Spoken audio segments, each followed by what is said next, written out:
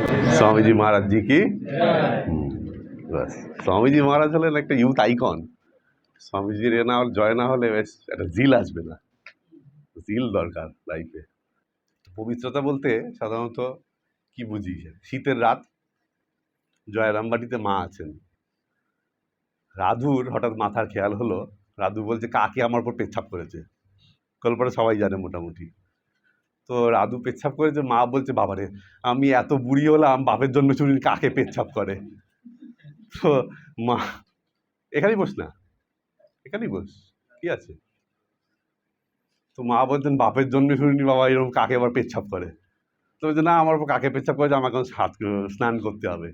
তো এই শীতের রাতে জয়রামবাটির ঠান্ডা, আজ থেকে প্রায় 100-150 বছর আগের, 120 বছর আগের কথা। তো এখনই গেলে খুব ঠান্ডা লাগে, আর সেই সময় তো আরো নির্জন লোক, আরো ঠান্ডা।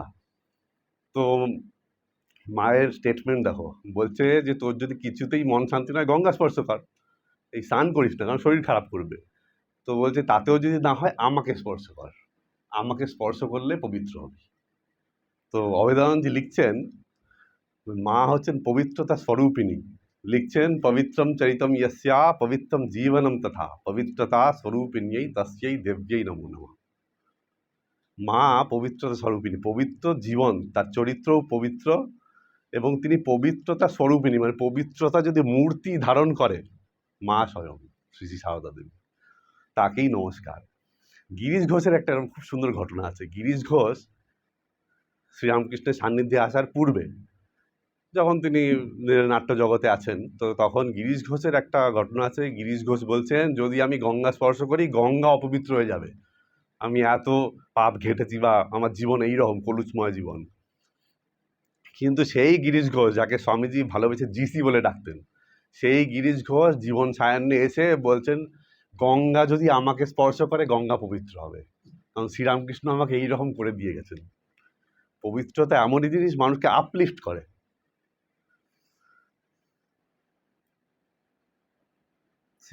স্বামীজিও বলছেন পবিত্রতাই মানুষের সর্বশ্রেষ্ঠ শক্তি।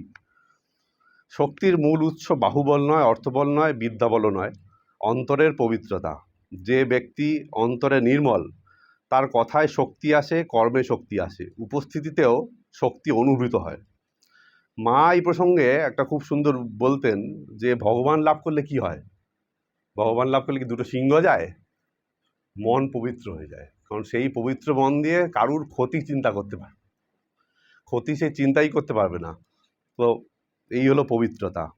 পবিত্রতা হলো ধর্মীয় কোনো একটা শব্দ নয়, এটা একটা জীবনবোধ, চরিত্র, চিন্তা, আচরণ এবং সমগ্র অস্তিত্বের পরিশুদ্ধ এক অবস্থা। একজন মানুষের প্রকৃত মূল্য তার বাহ্যিক রূপে নয়, বরং তার ভিতরের মনুষ্যত্ব ও পবিত্রতায়।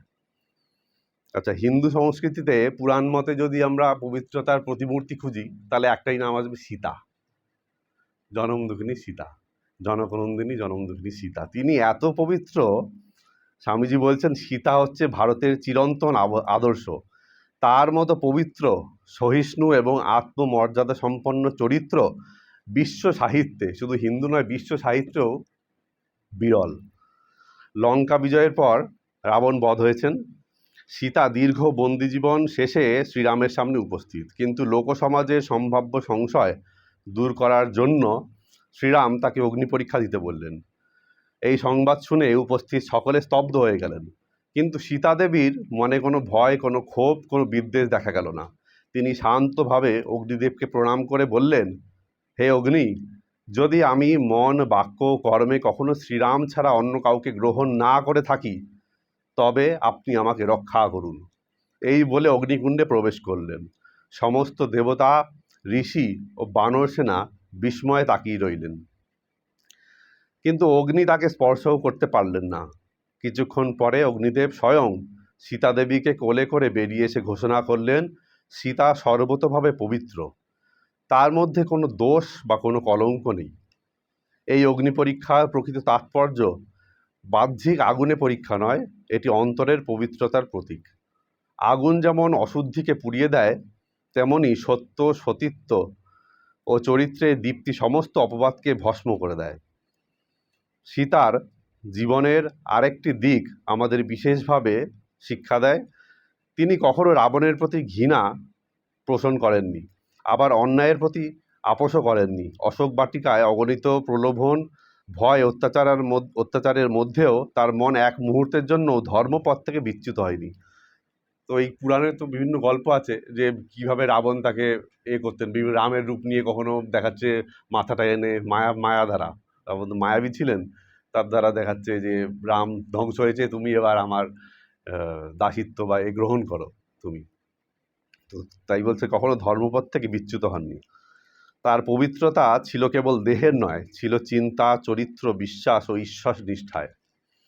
স্বামীজি বলছেন, ভারতের সব কিছু নষ্ট হয়ে যেতে পারে, বেদ, পুরাণ, ভাষা সব হারিয়ে যেতে পারে, কিন্তু যতদিন ভারতবর্ষে 5 জন হিন্দুও থাকবে ততদিন সীতার কাহিনী বেঁচে থাকবে, কারণ সীতা ভারতীয় জাতির রক্তে মিশে আছেন।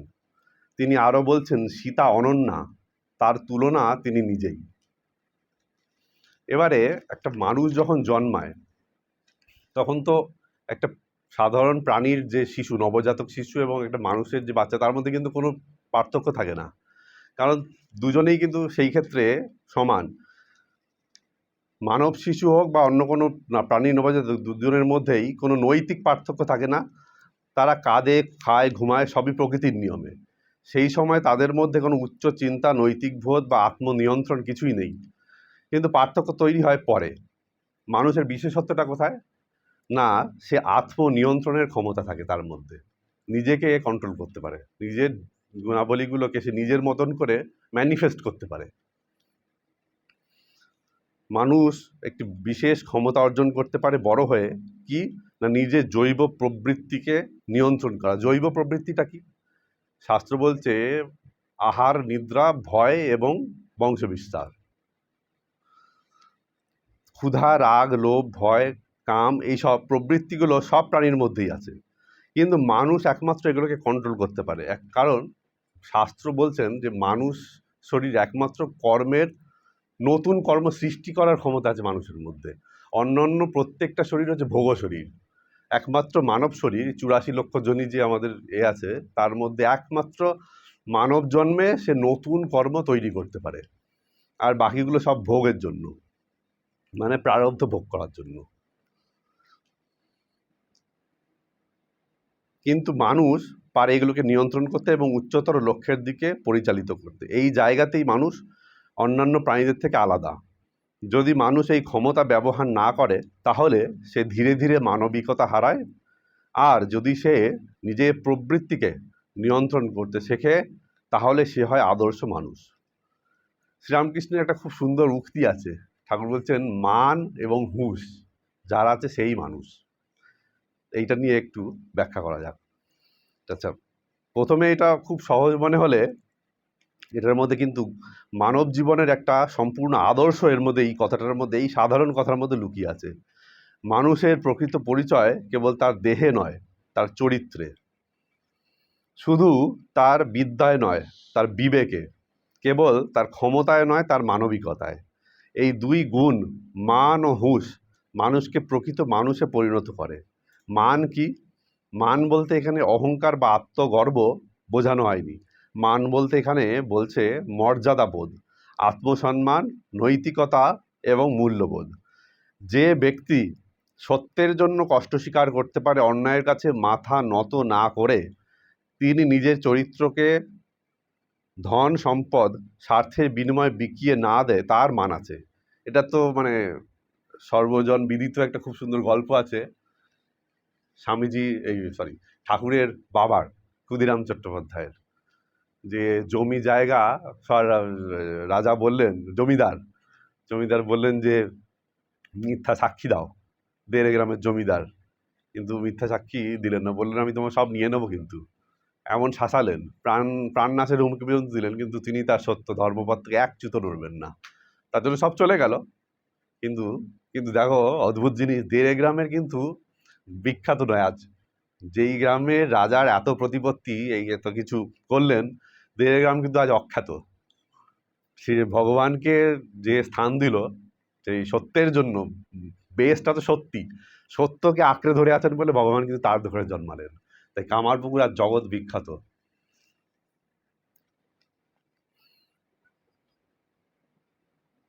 তাই উপনিষদ আমাদের বলছেন সত্যম বদ ধর্মম চর, অর্থাৎ সত্য বলো, ধর্ম পালন করো। স্বামীজি বলছেন চরিত্রই শক্তি।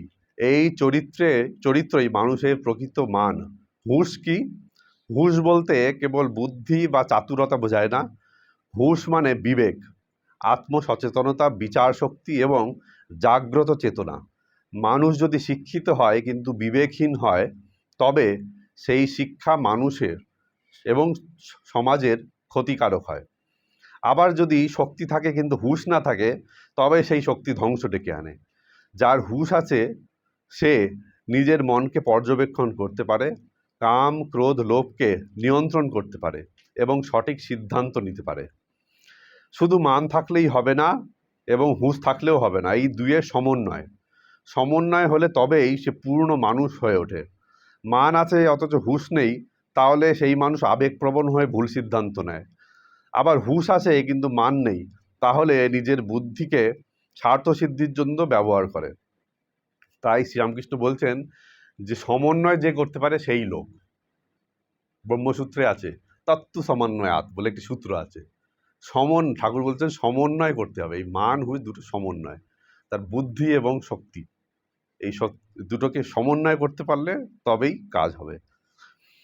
আজকে বিজ্ঞান প্রযুক্তি তথ্যের অভূতপূর্ব উন্নতি হয়েছে, কিন্তু আজকে সমাজে প্রয়োজন এমন এক মানুষ যার চরিত্রে সততা, আচরণে বিনয়, মনে করুণা এবং সিদ্ধান্তে বিবেক।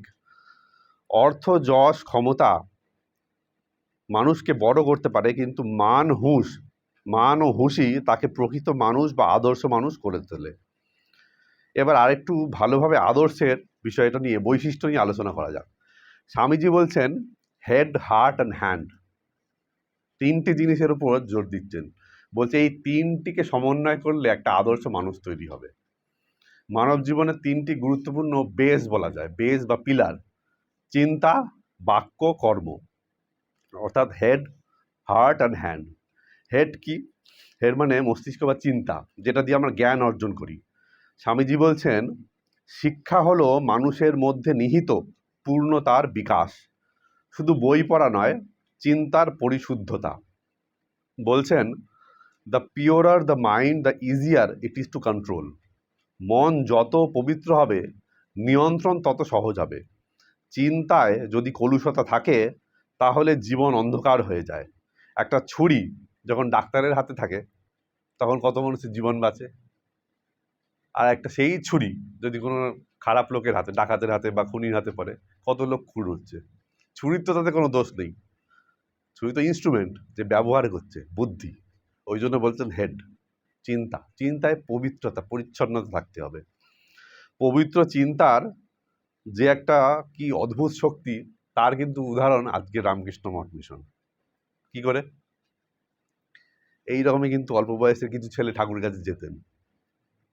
19-20, স্বামীজি তো যাচ্ছেন 19 বছর বয়স থেকে, 19-20 বছর বয়স, তাই তো?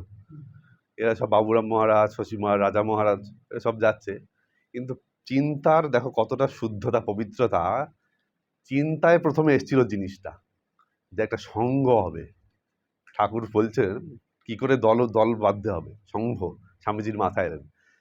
আজকে এই রামকৃষ্ণ মহাসভায় বিরাট এক মহিরুহ, যেখানে কত লোক এসে শান্তি পাচ্ছে, তাদের জ্বালা জোড়াচ্ছে, তাদের কত মানব সেবার জন্য আমাদের কত রিলিফ হচ্ছে। এবং আমাদের যে মোটো আত্মন মোক্ষার্থম জগৎ হিতায়চ, জগতের কল্যাণ এবং আত্মমুক্তি। যেমন চিন্তার পরিশুদ্ধতা, তোমাদের যে আজকে এসছো, এটা ফার্স্ট কিভাবে এলো? চিন্তা এলো যে একটা ইউথ ক্যাম্প হচ্ছে, ভালো কিছু শুনতে পাবো, যা একটা সাধু সঙ্গ হবে, আশ্রম বাস হবে। চিন্তা, এই জন্য চিন্তার পরিশুদ্ধতার খুব দরকার। যে কোনো আমরা লাইফে কিছু, এই যে মহারাজ সাধু হয়েছেন, আমি সাধু হয়েছি, গৌতম মহারাজ, প্রথমে আমাদের কি চিন্তায় আসতে হবে জিনিসটা। আমরা যাই করি না কেন, যে কোনো অ্যাকশন, এই combination head, heart and hand, প্রথমে কর্মটা আসবে কি করে? চিন্তায় আসতে হবে আগে জিনিসটা। যে কোনো জিনিসই ভালো চিন্তা হলে তার ফ্রুটফুলনেস অনেকটাই হবে। এবার আসি হার্ট হচ্ছে হৃদয়, অনুভূতি, প্রেম, করুণা, নিঃস্বার্থতা। স্বামীজি বলছেন যত বেশি আমরা অন্যের জন্য কাজ করব, তত বেশি আমাদের হৃদয় পবিত্র হবে। ঈশ্বর সেখানে বাস করবেন। হৃদয় যদি শুষ্ক হয় তাহলে জ্ঞানও বিষ হয়ে যাবে। হ্যান্ড মানে কর্ম, জ্ঞান ও অনুভূতিকে কাজে রূপান্তরিত করা। শুধু চিন্তা বা অনুভূতি নয়, বাস্তবে কর্ম করতে হবে। স্বামীজি বলছেন, such a combination of head, heart and hand is what we want. আমাদের চাই সেই মানুষ যে চিন্তায় মহান, হৃদয়ে মহান এবং কর্মে মহান। 1895 সালে আমেরিকা যুক্তরাষ্ট্র থেকে স্বামীজি শশী মহারাজকে, রামকৃষ্ণজি লিখছেন, আমি একমাত্র কর্ম বুঝি, পরোপকার, বাকি সব কুকর্ম। ব্রহ্মাদি স্তম্ভ পর্যন্ত সমস্ত প্রাণী কালে জীবনমুক্তি প্রাপ্ত হবে এবং আমাদের উচিত সকলের সেই অবস্থা পেতে সহায় হওয়া। এই সহায়তার নাম ধর্ম, বাকি অধর্ম। এই সহায়তার নাম কর্ম, বাকি কুকর্ম। আর আমি কিছুই দেখছি না। মানুষের জীবনের প্রকৃত সৌন্দর্য বাহ্যিক ঐশ্বর্য নয়, চরিত্রের মহিমায়। চরিত্রের ভিত্তি হলো পবিত্রতা। উপনিষদ তাই কেবল জ্ঞান অর্জনের শিক্ষা দেন না, বরং এমন এক জীবন গড়ে তোলার শিক্ষা দেন যেখানে চিন্তা, বাক্য ও কর্ম এই তিনটি সমানভাবে শুদ্ধ হয়। আচ্ছা, এবার তাত্ত্বিক দিক থেকে পবিত্রতা এটা বোঝার চেষ্টা করা হোক। এটা তো মানে সামাজিক মানে সাধারণ দৃষ্টিতে উদাহরণ দিয়ে বোঝানো গেল। তাত্ত্বিক দিক থেকে শাস্ত্র কি বলছেন? পবিত্রতা মূল সংস্কৃতের ব্যাকগ্রাউন্ড কেউ আছে? সংস্কৃত ব্যাকগ্রাউন্ড কেউ নেই। আচ্ছা, সংস্কৃত পু ধাতু অর্থে শোধন করা। পু ধাতুর সঙ্গে কৃত প্রত্যয় ইত্র যোগ হয়ে পবিত্র। এর সাথে ভাববাচক প্রত্যয় তা যোগ হয়ে হলো ভাববাচক বিশেষ্য পবিত্রতা। আচ্ছা, আমরা সাধারণত পবিত্রতা বলতে বাহ্যিক পবিত্রতা বা পরিচ্ছন্নতাকে বুঝি, কিন্তু পবিত্রতার শুধু অর্থ বাহ্যিক বা পরিচ্ছন্নতা নয়। পবিত্রতা মানে চিন্তার শুদ্ধতা, বাক্যের সত্যতা, কর্মের নৈতিকতা এবং হৃদয়ের নির্মলতা। একজন মানুষ বাইরে যতই পরিষ্কার হোক, তার চিন্তা যদি অশুদ্ধ হয়, তার ইচ্ছা যদি অসৎ হয়, তাহলে সে সত্যিকারের কখনোই পবিত্র নয়। পবিত্রতা হলো ভেতরের আলো। উপনিষদ শিক্ষা দেয় প্রকৃত পবিত্রতা হলো অন্তরের পবিত্রতা।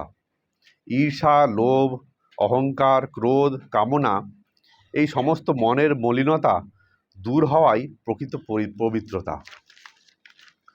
হৃদয়ে যখন সত্য, প্রেম, করুণা ও ঈশ্বর চিন্তায় পূর্ণ হয়, তখন মানুষ সত্যিকারের পবিত্র হয়ে ওঠে। শাস্ত্রে বলা হয়েছে, আহার শুদ্ধৌ সত্তাশুদ্ধৌ ধ্রুবা স্মৃতি।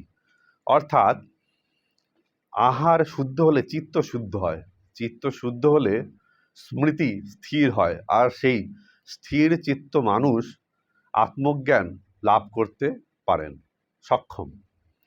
এখানে কিন্তু আহার বলতে শুধু খাদ্য নয়। আমরা চোখ দিয়ে যা দেখি, কান দিয়ে যা শুনি, মন দিয়ে যা চিন্তা করি, সবই আমাদের মানসিক আহার। আজকের যুগে সংবাদ মাধ্যম, সামাজিক মাধ্যম, চলচ্চিত্র, নানা ধরনের বিনোদন সব কিছুই আমাদের মনের ওপর প্রভাব বিস্তার করছে। তাই উপনিষদের শিক্ষা আজও প্রাসঙ্গিক। যদি আমরা মনকে পবিত্র রাখতে চাই, তবে আমাদের মানসিক আহার পবিত্র করতে হবে। এবার সমস্ত ধর্মের মূল শিক্ষাগুলি যদি স্টাডি করি, তাহলে দেখা যাবে বিভিন্ন ধর্মের মত ভিন্ন হতে পারে, উপাসনা পদ্ধতিও ভিন্ন ভিন্ন হতে পারে, কিন্তু পবিত্রতার আদর্শে সব ধর্ম একমত। হিন্দু যেমন বলছে শুদ্ধি বা পবিত্রতা, বৌদ্ধ বলেন চিত্তশুদ্ধি, খ্রিস্টান বলেন পিউরিটি অফ হার্ট, শিখ বলেন নাম ও সেবা, এবং ইসলাম ধর্মে তাইকিয়া। সবার লক্ষ্য কিন্তু এক, মানুষের অন্তরকে নির্মল ও ঈশ্বরমুখী করে তোলা। ভগবদ গীতা দৈবাসুর সম্পদ বিভাগ যোগ 16 চ্যাপ্টারে দৈবী সম্পদের লক্ষণ ব্যাখ্যা করতে গিয়ে ভগবান শ্রীকৃষ্ণ বলছেন, অভয়ম সত্ত্ব সংশুদ্ধির জ্ঞান যোগ ব্যবস্থিতি দান দমশ্চ যজ্ঞশ্চ স্বাধ্যায়স্তপ আর্জবম। 16 চ্যাপ্টার, ফার্স্ট নম্বর, 1 নম্বর শ্লোক।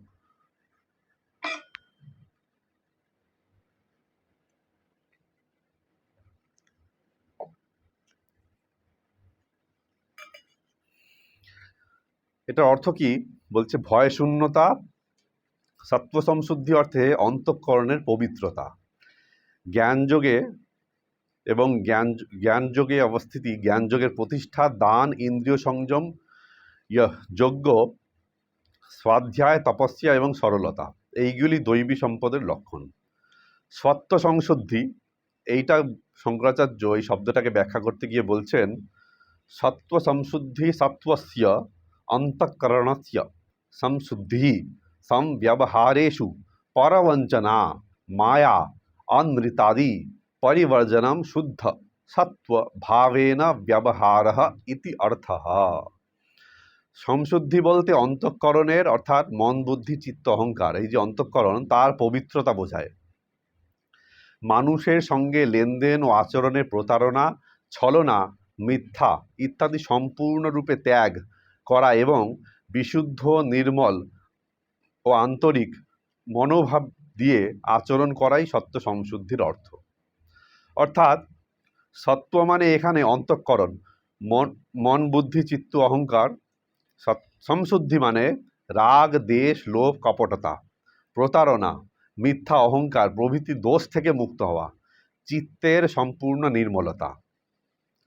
পতঞ্জলি যোগ দর্শনের দ্বিতীয় সূত্রেই বলছে যোগশ্চিত্ত বৃত্তি নিরোধ, অর্থাৎ চিত্তের বৃত্তি নিরোধী যোগ। এখানে চিত্ত বলতে অন্তঃকরণ, অন্তঃকরণ মানে এই যে মন বুদ্ধি চিত্ত অহংকার, এইগুলি শুদ্ধিকেই বোঝানো হয়েছে। মন বুদ্ধি অহংকার এবং স্মৃতির সমষ্টি চিত্ত। এই চিত্ত যখন কামনা, ক্রোধ, লোভ, ঈর্ষা, অহংকার ইত্যাদি দ্বারা আচ্ছন্ন হয় তখন মানুষের প্রকৃত স্বরূপ প্রকাশিত হয় না। গীতার ১৬ অধ্যায় প্রথমেই ভগবান সত্ত্ব সংশুদ্ধি বা অন্তঃকরণের পবিত্রতার কথা বলেছেন। লক্ষণীয় বিষয়ে তিনি কিন্তু প্রথমে ধ্যান, জ্ঞান বা ভক্তির কথা বলেননি, বলছেন চিত্ত শুদ্ধি অর্থাৎ পবিত্রতা, অন্তর বা মনের পবিত্রতা। কারণ মন যদি নির্মল না হয় তবে জ্ঞান চিরস্থায়ী হয় না, ভক্তি গভীর হয় না, কর্ম নিষ্কাম হয় না। এবার পবিত্রতা অর্জনের উপায় কি? এই যে পবিত্রতা নিয়ে এতক্ষণ কথা হচ্ছে, পবিত্রতা আসবে কি করে আমাদের? তার আগে পবিত্রতা অর্জন করে কি হবে বলো? পবিত্রতা অর্জন করে কি হবেটা কি? আদর্শ জীবন যাপন করে হবেইটা কি? স্টেবিল। আর হ্যাঁ, জীবনে সব ক্ষেত্রে সাফল্য আসবে। হ্যাঁ হ্যাঁ, কি হবে পবিত্র জীবন যাপন করে? দেবতা হবে, দেবতা উন্নীত হবে। একটা জিনিস সবসময় জানবে, বেসিক মানুষের নিড কি? বেসিক নিড হচ্ছে অন্ন, বস্ত্র, বাসস্থান। ঠিক আছে তো? এইটা হলো বেসিক নিড। যখনই মানুষের পূর্ণ হয়ে যাবে তখন মানুষ আরেকটা একটু এক ধাপ এগিয়ে যেতে চাইবে। মানুষের যার এটা আছে, যখন পুরাণকালে মানুষ যখন খাবার দাবার সব হয়ে গেল, তখন তারা চেষ্টা করলো কি আমি আরেকটু জানি। ওই জন্য দেখবে বৈদিক যুগে প্রথমে আছে রুদ্রের উল্লেখ আছে, তাদের দেবতা রুদ্র। কেন? তখন তার মানুষের জীবনযাপন খুব কঠিন, ওই জন্য তার দেবতাও কঠিন। মানুষ যত উন্নত হয়েছে তার দেবতাও কিন্তু সেইভাবে উন্নত হয়েছে। হ্যাঁ, মানুষ যেরম যেরম উন্নত হয়েছে, স্বামীজি বলছেন তো, এই যে যেমন একটা ষাঁড়কে একটা গরুকে যদি বলা হয় যে তোমার দেবতাকে এখন, সে কল্পনা করবে বিরাট একটা গরুকে কল্পনা করবে। ঠিক সেই রকম মানুষ যেরম যেরম উন্নত হয়েছে তার দেবতা সেরম সেরম উন্নত হয়েছে। হ্যাঁ, একজন স্বামীজিকে পড়লে ওই জন্য র্যাশনাল হতে পারবে, একদম এই কুসংস্কারগুলো চলে যায়। র্যাশনাল, অসাধারণ।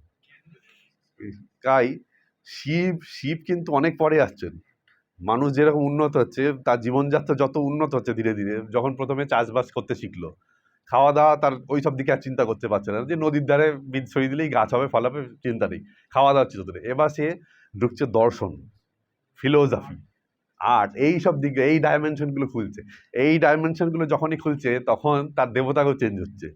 রুদ্রের সাথে জুড়ে যাচ্ছেন পার্বতী, তখন এসে শিব পার্বতী, তখন তাদের গল্প আসছে, পুরাণ কথা আসছে। এইভাবে একটা একটা করে জিনিসগুলো বাড়ছে, বৈশিষ্ট্য বাড়ছে। রুদ্র শুধু যুদ্ধ করছেন, দলকে রক্ষা করছেন। শিব কিন্তু করুণা করছেন, আশীর্বাদ দিচ্ছেন। মানুষ নিজের মধ্যে থেকে যখন এইগুলো আবিষ্কার করছে, আমার মধ্যে করুণা আছে, দয়া আছে, প্রেম আছে, তার ভগবানের মধ্যে ওগুলো আরোপ হয়ে যাচ্ছে। দয়া, প্রেম, করুণা, ভালোবাসা, নীতি, চরিত্র, আদর্শ। এই জন্য যখন শিবকে দেখবে, রামকে দেখবে, সর্বগুণ সম্পন্ন। মানুষ যা পারছে না, ভগবান তাই পারছেন।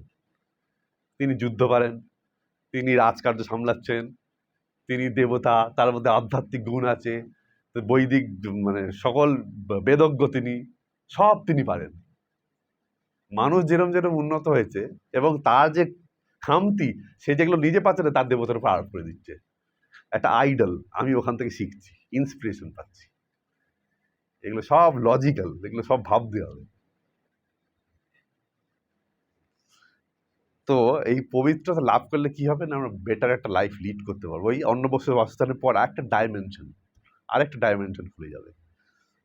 পশুতে মনুষ্যত্ব, মনুষ্যত্ব থেকে দেবত্বে, দেবত্বে উন্নীত হওয়া। আর একটা কি, সাহস আসবে। সাহস আসবে। যে পবিত্র, তার মধ্যে কিন্তু অদম্য সাহস, তাকে কেউ রুখতে পারে না। সেই জানে আমার মধ্যে কোনো নেই, মানে খামতি নেই, কলুষতা বা নেই, খল নেই, অদম্য একটা সাহস আছে। নির্ভীকতা, অভি, স্বামী যাকে বলছিল অভি, এই মন্ত্রে দীক্ষিত হয়ে এগিয়ে চলো, অভি। মহর্ষি পতঞ্জলি পবিত্রতা অর্জনের জন্য বলছেন, সাধনপাদের 2য় অধ্যায় 29 নম্বর সূত্রে একটা খুব সুন্দর ছক করে দিয়েছেন। বলছেন, यम नियमासन प्राणायाम प्रत्याहार धारणा ध्यान समाधौ अष्टाव अंगानी। यम नियम आसन প্রাণায়াম, প্রত্যাহার, ধারণা, ধ্যান, সমাধি। এই হলো পবিত্রতা অর্জন করলে একদম ধীরে ধীরে স্টেপ বাই স্টেপ করলে কি কি হবে। ইয়মের মধ্যে কি আছে? অহিংসা, নৈতিক আচরণ, অহিংসা, অহিংসা মানে কাউকে কষ্ট না দেওয়া, সত্য কথা বলা, আস্তেয় মানে চুরি না করা, ব্রহ্মচর্য, ইন্দ্রিয় সংযম ও সংযত জীবনযাপন, অপরিগ্রহ, অপ্রয়োজনীয় জিনিসের প্রতি আসক্ত না হওয়া, নিয়ম, নিজের প্রতি শৃঙ্খলা, শৌচ, শরীর ও মনের পরিচ্ছন্নতা, সন্তোষ, যা আছে তাতে সন্তুষ্ট থাকা, তপ, আত্মনিয়ন্ত্রণ, অধ্যাবসায়, স্বাধ্যায়, আত্মবিশ্লেষণ ও শাস্ত্র অধ্যয়ন, ঈশ্বর পরিধান, ঈশ্বর বা উচ্চতর আদর্শের প্রতি আত্মসমর্পণ, আসন, আসনে বলছে শরীরকে স্থির এবং আরামদায়ক রাখার ভঙ্গি। এর উদ্দেশ্য শুধু ব্যায়াম নয়, ধ্যানের জন্য শরীরকে প্রস্তুত করাও এর লক্ষ্য। প্রাণায়াম, শ্বাস প্রশ্বাসের অনুশীলন, এটি মনকে শান্ত করতে এবং প্রাণ শক্তির সুষম প্রবাহে সহায়ক বলে বিবেচিত। প্রত্যাহার, ইন্দ্রিয়কে বাহ্যিক বিষয় থেকে ফিরিয়ে এনে অন্তর্মুখী করা হচ্ছে প্রত্যাহার। ধারণা কি না, মনকে একটি বিষয় বা বিন্দুর ওপর একাগ্র রাখা। ধ্যান কি? অবিচ্ছিন্ন একাগ্রতার মাধ্যমে গভীর ধ্যানের অবস্থায় প্রবেশ করা। ধ্যান, স্বামীজি বলছেন, ওই এক পাত্র থেকে আরেক পাত্র তেল ঢালার মতো, তৈল ধারা বধ যে চিন্তা, ওইটাকেই ধ্যান। এরপর কি আছে? ধ্যানের কিন্তু নেক্সট স্টেপেই আছে সমাধি। সমাধি মানে ধ্যানের সর্বোচ্চ স্তর, যেখানে ধ্যান, ধ্যেয়, ধ্যাতা এই তিনের ত্রিপুটি ভেদ লুপ্ত হয়ে যায়। যোগে এই অবস্থাকে সমাধি বলা হয়েছে, বেদান্তে এই অবস্থাকে আত্মজ্ঞান বলা হয়, যা পবিত্রতা সর্বোচ্চ স্তর। যখন মানুষ উপলব্ধি করে যে সে কেবলমাত্র দেহ নয়, মন নয়, নিত্য শুদ্ধ বুদ্ধমুক্ত আত্মা, তখন তার জীবনে আমূল পরিবর্তন আসে। সে আর কাউকে ঘৃণা করতে পারে না, কারণ সে সর্বত্র একই আত্মাকে অনুভব করে। কিন্তু এই অনুভবের বাধা কোথায়? এইবার ইন্ট্রোডিউস হচ্ছে মায়া। এই উত্তর হচ্ছে মায়া। কি এই মায়া? না, মায়া হচ্ছে ব্রহ্মের অনির্বচনীয় এক শক্তি, ঘটন অঘটন পটীয়সী, যা অসম্ভবকেও সম্ভব করে প্রতীয়মান করতে পারে, সেই শক্তি মায়া। আদি শঙ্করাচার্য বলছেন, মায়া হচ্ছে ব্রহ্মের অনির্বচনীয় শক্তি।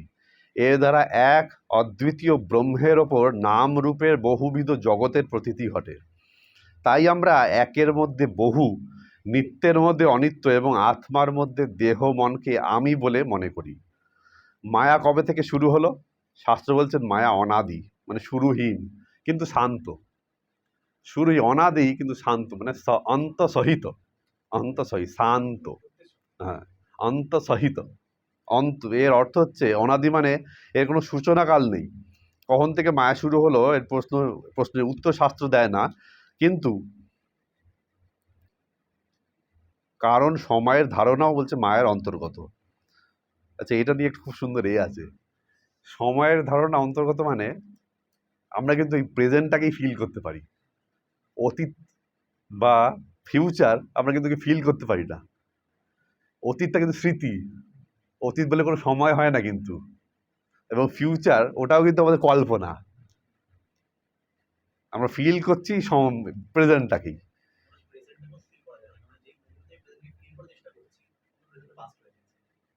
তুই তো উপস্থিত আছিস, তো অস্থি, আমি আছি, এই বোধটা তো আছে, এইটাই প্রেজেন্ট, এইটাই প্রেজেন্ট।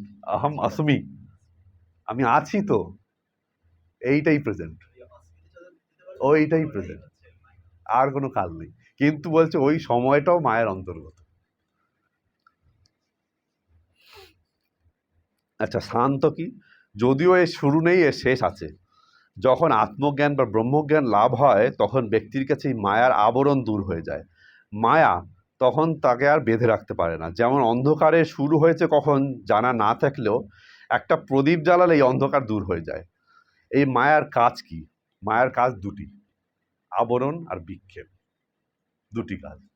আচ্ছা, আবরণ কি? আবরণ অর্থ ঢেকে দেওয়া, যেটা যা, মানে কভার আপ করে দেওয়া, যেটা যা নয় তাকে তাই দেখাচ্ছে, আবরণ আর বিক্ষেপ করছেন। এই শক্তি, আবরণ শক্তি পরম সত্যকে আচ্ছাদিত করে রাখে, ফলে মানুষ নিজের প্রকৃত স্বরূপ আত্মাকে চিনতে পারে না। যেমন সূর্য সবসময় আকাশে থাকে কিন্তু মেঘ তাকে ঢেকে দেয়, সূর্য নষ্ট হয় না কিন্তু আমাদের চোখে মানে মেঘ আড়াল হয়ে গেলে আর দেখতে পাই না। তেমনি আত্মা সর্বদা বিদ্যমান কিন্তু অজ্ঞানের আবরণে আমরা তাকে উপলব্ধি করতে পারি না। আচ্ছা, বিক্ষেপ শক্তি। বিক্ষেপ শক্তি কি? বিক্ষেপ হচ্ছে প্রক্ষেপণ বা কল্পনা করে অন্য কিছু দেখানো। সত্যকে ঢেকে দেওয়ার পর মায়া তার জায়গায় অন্য কিছু প্রতীতি সৃষ্টি করে। সব থেকে পরিচিত উদাহরণ হচ্ছে রজ্জু আর সাপ, সাপ দড়ি। একটা দড়ি আছে কিন্তু অন্ধকারে মায়াতে মনে হচ্ছে যেন ওটা সাপ, বলে ভয় পাচ্ছে, আতঙ্ক। সব থেকে পরিচিত উদাহরণ সর্বপ্রিয়ানজি ক্লাসে বলতেন যে কিছু জন লোক, যে একজন এরকম ক্লাস করতে এসছে, এরকম ছেলেরা ক্লাস করেছে, বলছে কি দেখলি? বলছে তারা প্রতিদিন একটা দড়ি আর সাপ নিয়ে খেলা করে। সর্বপ্রিয়ানজি বলছেন এরকম। যাই হোক, তো অন্ধকারে এরকম সাপ মনে হলো কিন্তু ওটা দড়ি আর কি। এই সত্য দড়িকে চিনতে না পারা আবরণ, আর দড়ির ওপরে সাপ কল্পনা করা হলো বিক্ষেপ। আবরণ আর বিক্ষেপ মানে যেটা যা নয় সেটাকে তাই দেখিয়ে দেওয়া হচ্ছে, আবরণ করছে। আর বিক্ষেপ শক্তি হচ্ছে, যেমন সব থেকে বুঝতে পারবে বিক্ষেপ কি, কোনো একটা জিনিস মানে চিন্তার যদি দেখো, একটা চিন্তা থেকে আরেকটা চিন্তা, আরেকটা চিন্তা, আরেকটা চিন্তা, আরেকটা চিন্তা, কখনো বসে এটা মানে মানে নিজেকে জাজ করতে পারো। একটা কখন চুপচাপ বসে যাচ্ছে, একটা চিন্তাকে অনেকগুলো চিন্তা চলে গেছে, ফিরে ফিরে আসতে চেষ্টা করবে, কি থেকে আমি ওই চিন্তায় গেলাম, ওই বিক্ষেপকে আমি ইয়ে করছি, এটা বিক্ষেপ। যেমন আবার একটা কন্দুকবধ। কন্দুকবধ কি? একটা বল, বল যখন একটা সিঁড়ি থেকে গড়ায়, একটা সিঁড়ি ড্রপ হলো, তারপর দুটো সিঁড়ি, তো চারটে সিঁড়ি, আটটা সিঁড়ি, এরকম একবারে কিন্তু ডবল ডবল করে বেড়ে যাচ্ছে গ্যাপটা। ওই একটা একটা একটা করে না, অনেকটা করে এরকম ডিঙিয়ে ডিঙিয়ে ডিঙিয়ে বিক্ষেপ, বিক্ষেপ হয়ে যায়।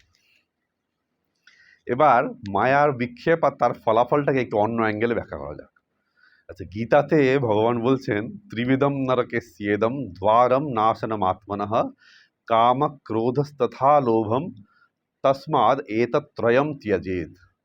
গীতা ১৬শ অধ্যায় 21 শ্লোক। অর্থাৎ নরকের তিনটি দ্বার কি না, কাম, ক্রোধ এবং লোভ, এই তিনটিকে অবশ্যই ত্যাগ করতে হবে। ভগবদ্গীতার ২য় অধ্যায় 62-63 নম্বর শ্লোকে একসঙ্গে মানুষের পতনের মনস্তাত্ত্বিক ধাপ বলে ব্যাখ্যা করেছে। অপূর্ব একটা শ্লোক, খুব মানে সর্বজনবিদিত অপূর্ব শ্লোক। ধ্যায়তো বিষয়াৎ পুংস সঙ্গস্তেষু উপজায়তে সঙ্গাৎ সঞ্জায়তে কাম কাম ক্রোধো বিজায়তে কাম ভবতি সম্মোহ সম্মোহ স্মৃতি বিভ্রম শিবংসাৎ প্রণশ্যতি। এটা সর্বজনবিদিত অপূর্ব শ্লোক। ভগবান খুব সুন্দর করে ব্যাখ্যা করছেন কিভাবে মানুষের মনটা ধীরে ধীরে ধীরে ধীরে নিচের দিকে চলে যায়। ওই যাতে না যায় তাই জন্য প্রথমেই চেক করতে হবে চিন্তার পরিশুদ্ধতা। এবারে বলছে মানুষ যখন বারবার ইন্দ্রিয় বিষয়, এই শ্লোকটার ব্যাখ্যা, বারবার ইন্দ্রিয় বিষয় কি রূপ রস গন্ধ শব্দ স্পর্শ নিয়ে চিন্তা করতে থাকে, তখন সেই বিষয়ের প্রতি আসক্তি জন্মায়। আসক্তি থেকে কামনা অর্থাৎ প্রবল আকাঙ্ক্ষা জন্মায়। আর কামনা পূরণের বাধা হলেই ক্রোধ। এই ক্রোধ থেকে মোহ বিবেক বুদ্ধি আচ্ছন্ন হওয়া জন্মায় এবং মোহ থেকে স্মৃতি ধ্বংস হয়, অর্থাৎ ধর্মবোধ ও জীবনের লক্ষ্য ভুলে যাওয়া। স্মৃতি ধ্বংস থেকে বুদ্ধিনাশ হয়, আর বুদ্ধিনাশ হলেই মানুষের অধঃপতন ঘটে। মধুসূদন সরস্বতী তার গূঢ়ার্থ দীপিকায় লিখছেন, টিকাতে লিখছেন, যে ব্যক্তি বাহ্য ইন্দ্রিয় সংযত রেখেও মনে বারবার শব্দ স্পর্শ রূপ রস গন্ধ এই বিষয়গুলির চিন্তা করে, তার মনে সেই বিষয়গুলির প্রতি আসক্তি বা সঙ্গ জন্মায়। এই আসক্তির প্রকৃতি হলো এই বিষয়গুলি আমার পরম সুখের কারণ, এই ভ্রান্ত ধারণা এবং বিশেষ রকমের প্রীতি। এই আসক্তি থেকে জন্মায় কামনা। কামনা অর্থে কাম, এই কামটাই কিন্তু ক্রোধ। দুটো কিন্তু একই। কাম বাধা পেলেই ক্রোধ হয়। কামনা মানে ইচ্ছা আর কি, ডিজায়ার, যেটাকে কাম বলে। নট অনলি লাস্টকে শুধুমাত্র কাম বলে, ডিজায়ারটাও কিন্তু কাম। আমি এটা চাই, আমার চাই। এই যখন চাই না পেলে কিন্তু আমাদের আত্ম খিচিয়ে চলে আসবে।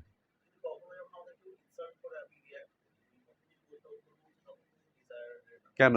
আমি দেখে নেবো, আমাকে অপমান করা, ওই ভিতরে ইগো আই ওইটাকে ছোট করছে তো, আঘাত করছে তো, তখনই ওটা জেগে উঠবে। তাহলে তো কি, আমি ডিজায়ারটা কি, আমাকে সবসময় বড় করে দেখতে হবে, এই ডিজায়ারটা তো ভিতরে আছেই। কান তো ভালো শুনতে চায়, আমাকে সবসময় বড় করে দেখতে হবে। আমি সব জায়গায় সম্মান পেয়ে আছি, এবার আমাকে কেউ কিছু উল্টো পাল্টা বলতে আসবে, তাকে দেবো আমি, ওইটা তো থাকবে। হ্যাঁ, সবসময় তো ওইটাই। এটার আছে শঙ্করাচার্য বিবেক চূড়ামণিতে আছে তিতিক্ষা খুব সুন্দর সংজ্ঞায় চিন্তা বিলাপ রহিতম। চিন্তাও আনা যাবে না, যদি আনে মানে যে আর কি ব্রত নিয়েছে, যে এইটা ব্রত নিয়েছে তার মনে চিন্তা পর্যন্ত আসবে, কি অপমান করলো, কি মান অপমান, তার কাছে সব সমান দেখতে হবে, চিন্তা পর্যন্ত আনা যাবে না।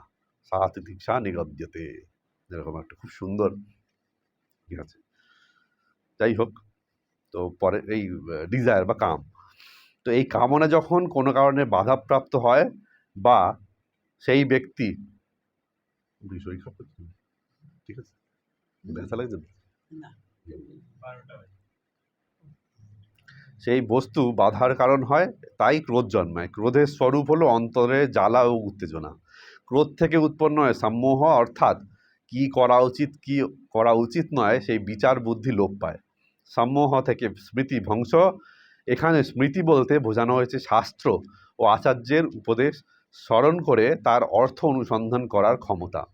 সেই স্মৃতি বিচলিত হয়, বিভ্রান্ত হয় এবং নষ্ট হয়ে যায়। স্মৃতি ধ্বংসের ফলে বুদ্ধি নাশ ঘটে, অর্থাৎ যে মনোবৃত্তি আত্মার সঙ্গে ঐক্যবোধের দিকে নিয়ে যায় তা উৎপন্ন হতে পারে না।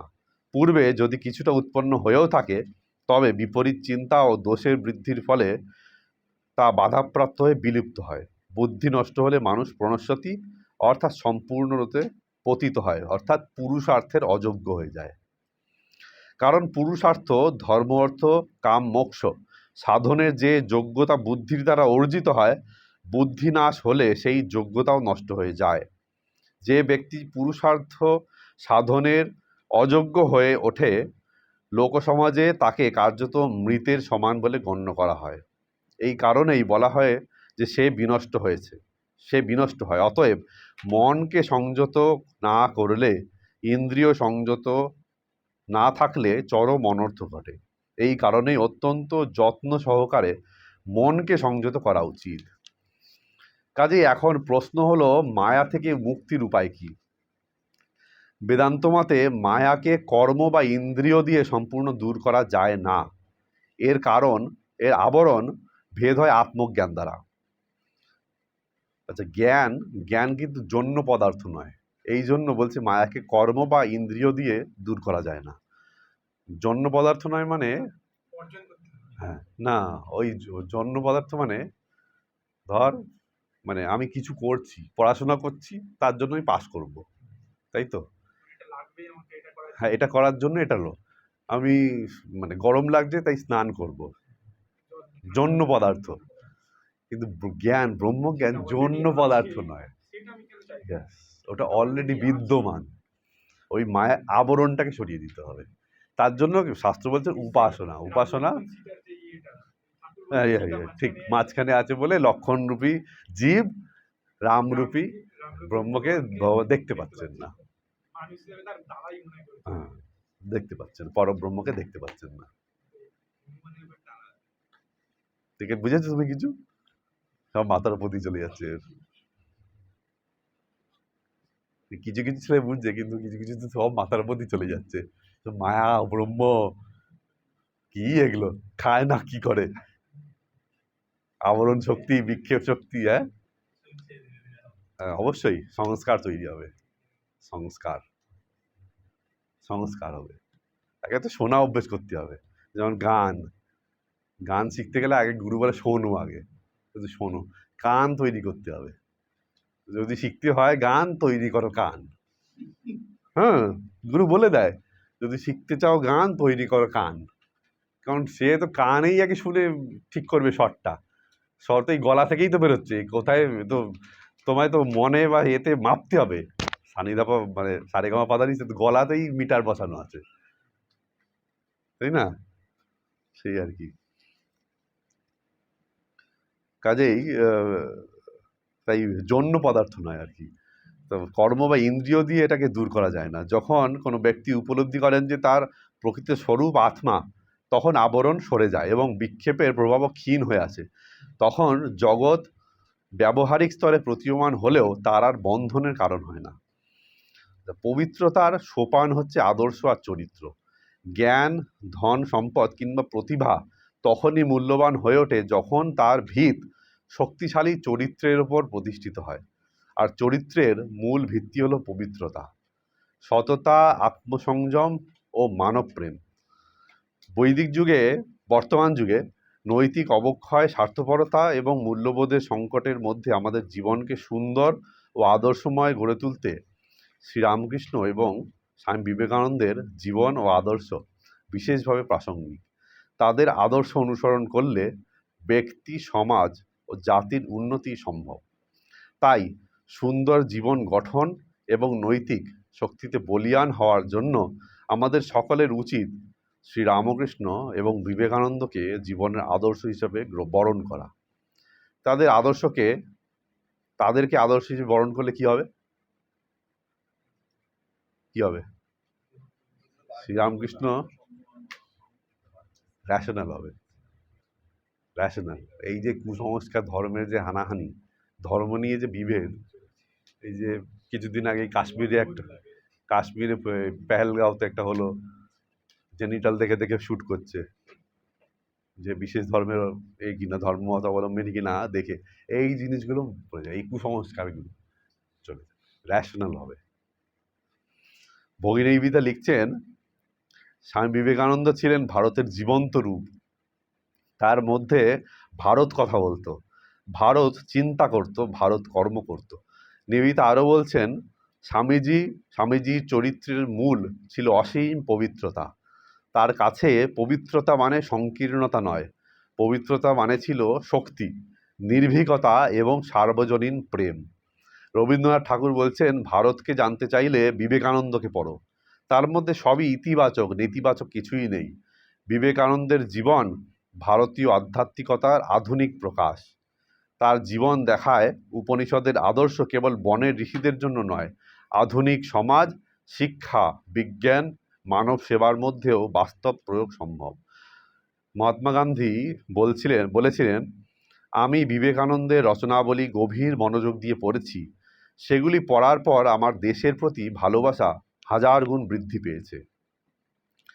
তাই উপসংহারে এসে বলতে পারি, পবিত্র জীবনযাপনের জন্য চাই আদর্শ জীবন এবং পবিত্র আদর্শ এবং আদর্শের প্রতি ঐকান্তিক ভালোবাসা। আচ্ছা, 4 অক্টোবর 1895 সালে স্বামীজি স্বামী ব্রহ্মানন্দকে লিখছেন। দেখো, এই চিঠিটা এত সুন্দর যে শ্রীরামকৃষ্ণের প্রতি স্বামী বিবেকানন্দের ভালোবাসা এই চিঠির প্রতি ছত্রে ছত্রে ফুটে উঠেছে। এইটা দিয়েই আজকের এই ক্লাসটা শেষ করব। স্বামীজি লিখছেন, দাদা, না হয় রামকৃষ্ণ পরমহংস একটা মিছে বস্তুই ছিলেন, না হয় তার আশ্রিত হওয়া একটা বড় ভুল কর্মই হয়েছে, কিন্তু এখন উপায় কি? একটা জন্ম না হয় বাজেই গেল, মরদের বাদ কি ফেরে, 10 স্বামী কি হয়? তোমরা যে যার দলে যাও, আমার কোনো আপত্তি নেই, কিছু মাত্রও নাই। তবে এ দুনিয়া ঘুরে দেখেছি, তার ঘর ছাড়া সকল ঘরেই ভাবের ঘরে চুরি। তার ঘরে মানে শ্রীরামকৃষ্ণের কাছে ছাড়া। তার জনের ওপরে আমার একান্ত ভালোবাসা। তার জন মানে শ্রীরামকৃষ্ণের যে জন, শ্রীরামকৃষ্ণকে যে ভালোবেসেছে, তার উপরে আমার একান্ত ভালোবাসা, একান্ত বিশ্বাস। কি করিব একঘেয়ে বলবে, কিন্তু ওইটি আমার আসল কথা। যে তাকে আত্মসমর্পণ করেছে, তার পায়ে কাঁটা বিঁধলে আমার হাড়ে লাগে। অন্য সকলকে আমি ভালোবাসি, আমার মতো অসাম্প্রদায়িক জগতে বিরল, কিন্তু ওইটুকু আমার গোলামি, মাফ করবে।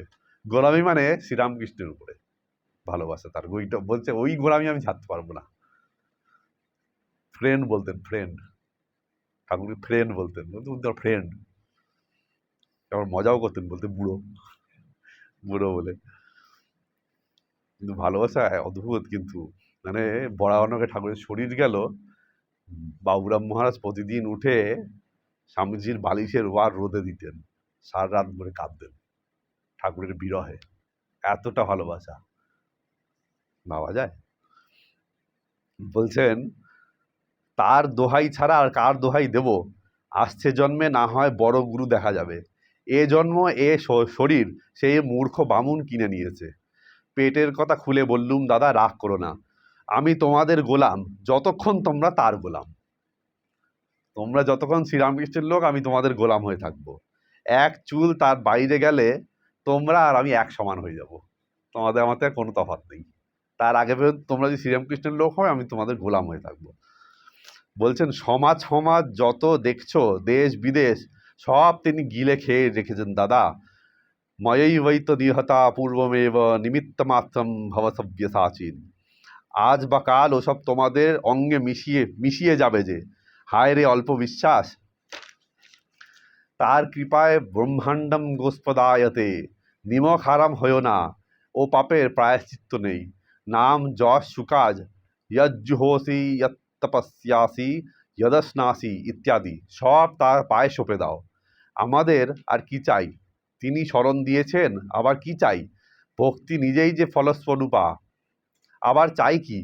হে ভাই, যিনি খাইয়ে পরিয়ে বিদ্যে বুদ্ধি দিয়ে মানুষ করলেন, যিনি আত্মার চক্ষু খুলে দিলেন, যাকে দিন রাত দেখলে যে জীবন্ত ঈশ্বর, যার পবিত্রতা আর প্রেম ঐশ্বর্য রাম কৃষ্ণ বুদ্ধ যিশু চৈতন্য প্রভৃতিতে এক কণামাত্র প্রকাশ, তার কাছে নিমক হারামি? তোর বুদ্ধ কৃষ্ণ প্রভৃতি 3 ভাগ গল্প বই তো নয়, অমন ঠাকুরের দয়া ভোল। কেষ্ট যিশু জন্মেছিলেন কিনা তার কোনো প্রমাণ নাই, আর সাক্ষাৎ ঠাকুরকে দেখেও তোদের মাঝে মাঝে মতিভ্রম হয়। ধিক তোদের জীবনে। আর আমি কি বলিব, দেশে দেশে নাস্তিক পাষণ্ডে তার ছবি পূজা করছে, আর তোদের মতিভ্রম হয়ে সময়ে সময়ে তোদের মতো লাখ লাখ তিনি নিঃশ্বাসে তৈরি করে নেবেন। তোদের জন্ম ধন্য, কুল ধন্য, দেশ ধন্য যে তার পায়ে ধুলা পেয়েছিস। আমি কি করিব, আমাকে কাজেই গোড়া হতে হচ্ছে। আমি যে তার জন ছাড়া আর কোথাও পবিত্রতা ও নিঃস্বার্থতা দেখতে পাই না। সকল জায়গাতেই যে ভাবের ঘরের চুরি, কেবল তার ঘর ছাড়া। তিনি যে রক্ষা করছেন, দেখতে পাচ্ছিস না? ওরে পাগল, পরীর মতো সব মেয়ে, লাখ লাখ টাকা, সকল তুচ্ছ হয়ে যাচ্ছে। এ কি আমার জোরে, না তিনি রক্ষা করছেন? তার জন ছাড়া যে আমি কাউকেই একটা টাকা, একটা মেয়ে মানুষের কাছে বিশ্বাস করি নে।